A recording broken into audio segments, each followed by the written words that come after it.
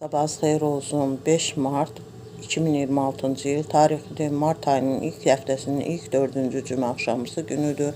Ramazan ayının 15-ci günüdür. Ramazan ayının 15-ci günündə də niyyət edib oruç tutan hər bir kəsin etdiyi niyyətin tutduğu orucun qəbul olunmasını arzularım.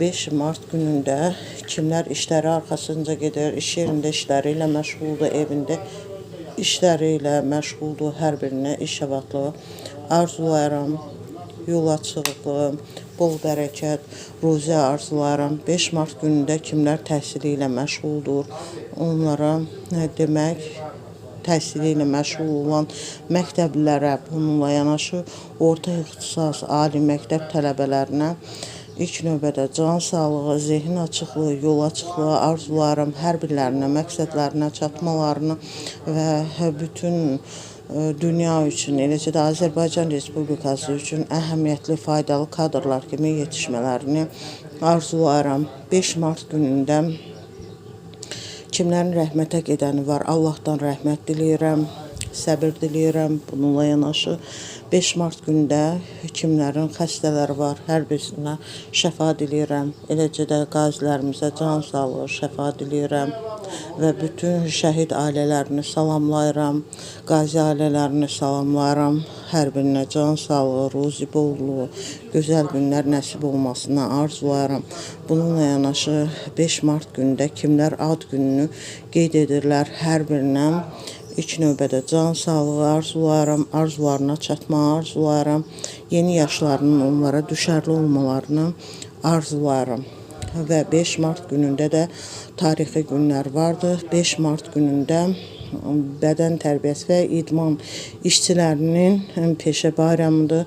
Hər birini təbrik edirəm, hər birinə uğurlar arzulayıram, can sağlığı arzulayıram, daima Azərbaycan bayrağını yüksəklərdə qalib gələrək dalğalandırmalarını arzulayıram. 5 Mart günündə 1821-ci ildə James Monroe ikinci dəfə olaraq Amerika Birləşmiş Ştatları prezidentliyinə gətirildiyi gündür. 5 Mart 1831-ci ildə Lənkəranda Rusiya işğalına qarşı üsyan başladığı gündür. 5 Mart 1950-ci ildə Eskişəhərdə sel zamanı 25.000 ev dağıldığı, eləcə də 50.000 nəfərin evsiz qaldığı və 6 nəfərin boğularaq həyatını itirdiyi gündür.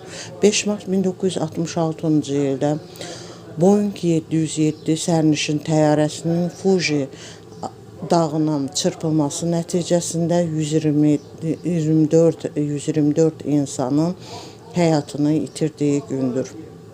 Bununla yanaşı 5 Mart 1992-ci ildə Azərbaycan SSR Ali Sovetinin sessiyasında fövqəladə sessiyası oldu ki, burada Xocalı faciəsi haqqında müzakirələr başlandı və burada Elmira Qafarova məcburi olaraq istefa verdiyi gündür.